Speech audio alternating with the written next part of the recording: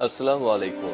সবাইকে স্বাগত জানাচ্ছি। আমি নাসরুল হাসান তন্ময়। শুরুতে বিআরবি কেবল সংবাদ শিরোনাম জানিয়ে দেব এই মুহূর্তে হাতে পাওয়া সর্বশেষ গুরুত্বপূর্ণ বাংলা আপডেট সংবাদ। শুরুতেই থাকছে দুঃশাসন হটাও, ব্যবস্থা বদলাও, দুর্নীতি লুটপাটের শেকড় উপড়ে ফেলো, পাচারের টাকা ফেরত আনো, খেলাপি ঋণ উদ্ধার করো।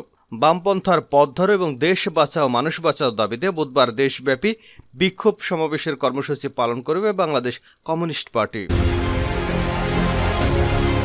এবারে জানাবো দুদকের মুখোমুখি হচ্ছে না বেনজির। দুর্নীতি দমন কমিশনের জিজ্ঞাসাবাদে মুখোমুখি হচ্ছে না পুলিশের সাবেক মহাপরিদর্শক বেনজির আহমেদ। তাকে জিজ্ঞাসাবাদের জন্য আজ রবিবার দিন ধার্য রয়েছে। তবে দ্বিতীয় দফায় তিনি দুদকের তলবে হাজির হচ্ছে না। প্রথম দফায় সময়ের আবেদন করলেও দ্বিতীয় দফায় এখনও তিনি সময়ের আবেদন করেননি। জানাবো বিএনপির মহাসচিব মির্জা ফখরুল ইসলাম আলমগীর থাকছেন বিএনপির মহাসচিব। দল পুনর্গঠনের এই পদে শিগগিরই পরিবর্তন আসছে। মির্জা ফখরুলকে আরও সময় নিয়ে মহাসচিবের দায়িত্ব পালনের অনুরোধ করা হয়েছে বিএনপির শীর্ষ পর্যায় থেকে। এদিকে বাজারের ডাক নিয়ে আওয়ামী লীগের দু গ্রুপের সংঘর্ষ, আহত ৩০। নেত্রকোনার কলমাকান্দায় বাজার ইজারা নিয়ে এ সংঘর্ষের ঘটনা ঘটে। এবারে থাকছে বাংলাদেশের স্বাধীনতা সংগ্রাম ও মুক্তিযুদ্ধে নেতৃত্বদানকারী দেশের অন্যতম প্রাচীন রাজনৈতিক দল ক্ষমতাসীন আওয়ামী লীগের ৭৫তম প্রতিষ্ঠাবার্ষিকী রোববার। বাঙালির অধিকার এবং বাংলাদেশ প্রতিষ্ঠার আন্দোলন সংগ্রামের ইতিহাসে ওতপ্রোতভাবে জড়িয়ে আছে ক্ষমতাসীন আওয়ামী লীগের নাম। এবং সর্বশেষ জানাবো আন্তর্জাতিক সংবাদ। হিজবুল্লাহর সঙ্গে যুদ্ধে ইসরায়েলের চূড়ান্ত পরাজয় হবে।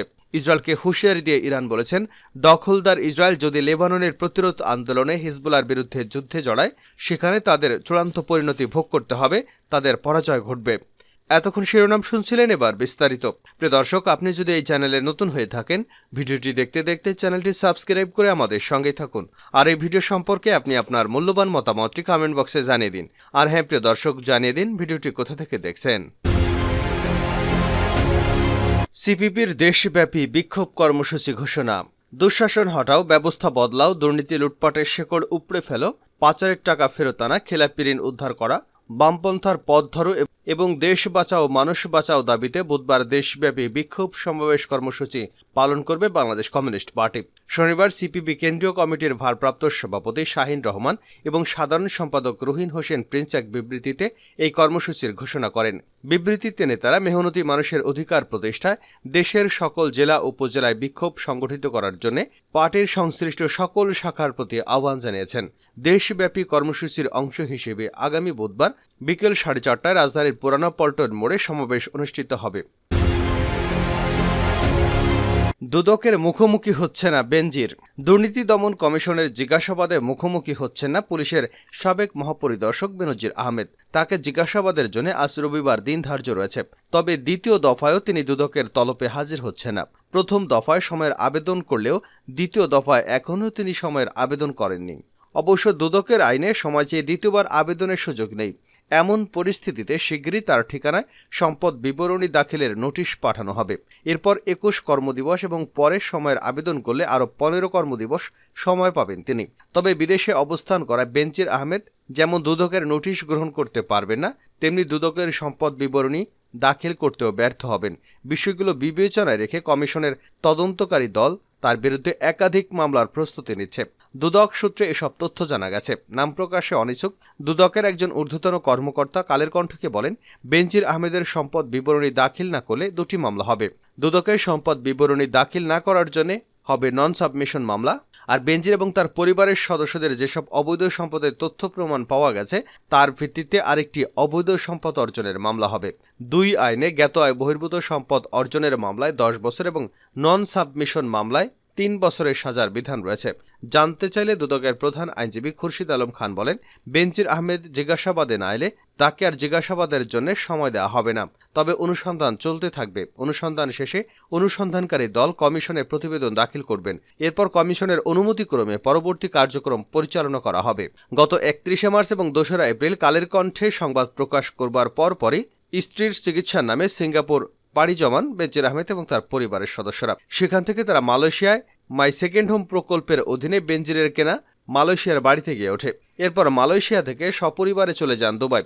সেখানে পরিবারের সদস্যদের রেখে তিনি পর্তুগালে পাড়ি জমান বলে জানা গেছে। মির্জা ফখরুল ইসলাম আলমগীরই থাকছেন বিএনপির মহাসচিব। দল পুনর্গঠনের এই পদে শিগগিরই পরিবর্তন আসছে। মির্জা ফখরুলকে আরও সময় নিয়ে মহাসচিবের দায়িত্ব পালনের অনুরোধ করা হয়েছে দলের শীর্ষ পর্যায় থেকে। চেয়ারপারসন ও ভারপ্রাপ্ত চেয়ারপারসন উভয়ই চান মির্জা ফখরুল ইসলাম আলমগীরই মহাসচিবের দায়িত্ব চালিয়ে যাক। গত বছরের 28শে অক্টোবর বড় আন্দোলনের পর মির্জা ফখরুল ইসলাম আলমগীর দলের মহাসচিব থাকতে চান না। এই আলোচনার গুঞ্জন সূত্রপাত তিনি নিজেই করেছেন। নয়াপল্টনের সংঘর্ষের ঘটনায় দীর্ঘদিন কারাভোগের পর অনেকটা নিভৃতে চলে যান মির্জা ফখরুল। গণমাধ্যমকেও পুরোপুরি এড়িয়ে চলেন তিনি। তার অবর্তমানে কাউকে ভারপ্রাপ্ত মহাসচিবের দায়িত্ব দেওয়া না হলেও দলের স্থায়ী কমিটি সদস্য ডক্টর খন্দকার আব্দুল মঈন খানকে বাড়তি দায়িত্ব দেওয়া হয়। তিনি দলের কূটনীতি এবং সাংগঠনিক কর্মকাণ্ড বেশ সক্রিয়ভাবে পালন করেন। তখনই গুঞ্জন ছড়িয়ে পড়ে মির্জা ফখরুল মহাসচিব পদে আর থাকতে চান না। এমন গুঞ্জন মাঠ পর্যায়ে নেতাকর্মীদের মধ্যেও ছড়িয়ে পড়ে, যদিও এ নিয়েও কোথাও কোনো কথা বলেননি বিএনপির দায়িত্বশীল নেতারা। সম্প্রতি বিএনপিতে ব্যাপক হারে সাংগঠনিক রদবদল, কমিটি পুনর্গঠন, পদোন্নতি, পদাবনতি শুরু হয়েছে। দলের পুনর্গঠন এই প্রক্রিয়ায় স্থায়ী কমিটির শূন্য পদ পূরণের কথাও শোনা যাচ্ছে। তবে মহাসচিব পদে রদবদল নিয়ে আলোচনা নেই। অঙ্গ সংগঠন থেকে শুরু করে বিএনপির ভাইস চেয়ারম্যান পদ পর্যন্ত রদবদল আনা হচ্ছে।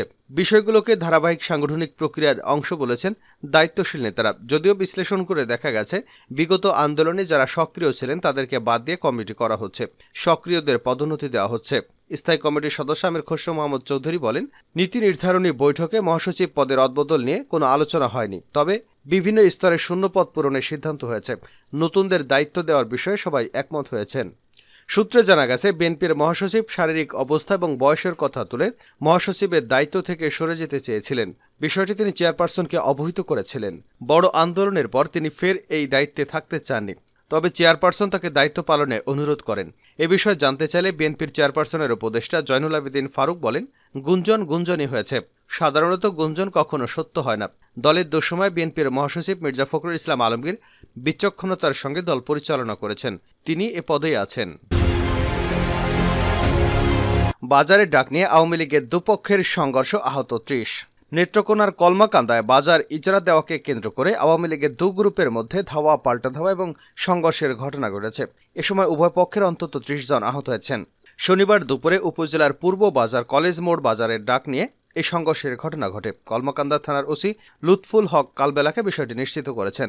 স্থানীয়রা জানান, দুপুরে পূর্ব বাজার কলেজ মোড়ে বাজার ডাক নিয়ে আওয়ামী লীগের দুপক্ষ, চয়ন গ্রুপ এবং উপজেলা পরিষদ চেয়ারম্যান আব্দুল কুদ্দুস বাবুলের ছোট ভাই আব্দুল ওয়াদুদ রতন গ্রুপের মধ্যে ধাওয়া পাল্টা ধাওয়ার ঘটনা ঘটে। পরে উভয় পক্ষের লোকজন সংঘর্ষে জড়িয়ে পড়লে উভয় পক্ষের প্রায় ৩০ জন আহত হন। সংঘর্ষে আহত স্থানীয় আওয়ামী লীগ নেতা মুস্তাফিজুর রহমান চয়ন বলেন, আজকে সকালে উন্মুক্ত ডাক দেওয়ার কথা ছিল।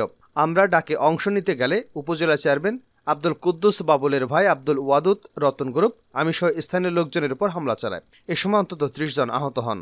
ওসি লুৎফুল হক কালবেলাকে বিষয়টি নিশ্চিত করেন। কলমাকান্দা উপজেলা পরিষদের বর্তমান চেয়ারম্যান আব্দুল কুদ্দুস বাবুলের ভাই আব্দুল ওয়াদুদ রতন গ্রুপ পরাজিত চেয়ারম্যানকে মুস্তাফিজুর রহমান চয়ন গ্রুপের লোকজনের মধ্যে বাজার ডাক নিয়ে প্রথমে কথা কাটাকাটি হয়। পরে দুপক্ষের মধ্যে সংঘর্ষ শুরু হয়। এ সময় বেশ কয়েকজন আহত হয়েছেন।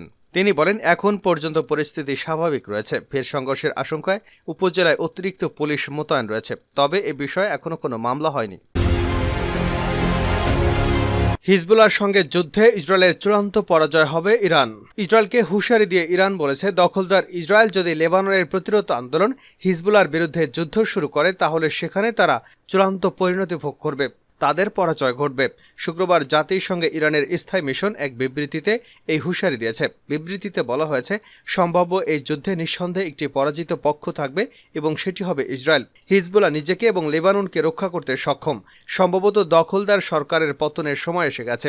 এ সময় নিজেদেরকে রক্ষা করতে গিয়ে ইসরায়েলের যে কোনো অবিবেচক সিদ্ধান্ত পুরো অঞ্চলকে সংঘাতের মধ্যে ঠেলে দেবে বলেও হুঁশিয়ারি উচ্চারণ করেছেন জাতিসংঘে ইরানের স্থায়ী মিশন। এর আগে গত মঙ্গলবার ইসরায়েলের সামরিক বাহিনী জানায়, লেবাননের বিরুদ্ধে হামলা চালানোর জন্য তারা চূড়ান্ত পরিকল্পনার অনুমোদন করেছে। তাদের এই ঘোষণার বিরুদ্ধে হুঁশিয়ারি উচ্চারণ করে হিজবুল্লাহর মহাসচিব সাইদ হাসান নাসরুল্লাহ বলেন, সর্বাত্মক যুদ্ধ শুরু করলে ইসরায়েলের কোনো স্থান নিরাপদ থাকবে না। এদিকে লেবাননে ইসরায়েল আগ্রাসন চালালে তা পুরো মধ্যপ্রাচ্যে ছড়িয়ে পড়বে বলে হুঁশিয়ারি করে দিয়েছে জাতিসংঘ মহাসচিব অ্যান্তোনিও গুতেরেস। নিউ ইয়র্কের সাংবাদিকদের সঙ্গে আলাপকালে তিনি বলেন, ইসরায়েলের আগ্রাসনের কারণে পুরো মধ্যপ্রাচ্যে যুদ্ধ ছড়িয়ে পড়ার আশঙ্কা, সেটি বাস্তব। এ সময় তিনি ইসরায়েল এবং লেবাননের হিজবুল্লাহ যোদ্ধাদের মধ্যে নিয়মিত সংঘর্ষ এবং বাকযুদ্ধ বেড়ে যাওয়ার ঘটনার উল্লেখ করেন।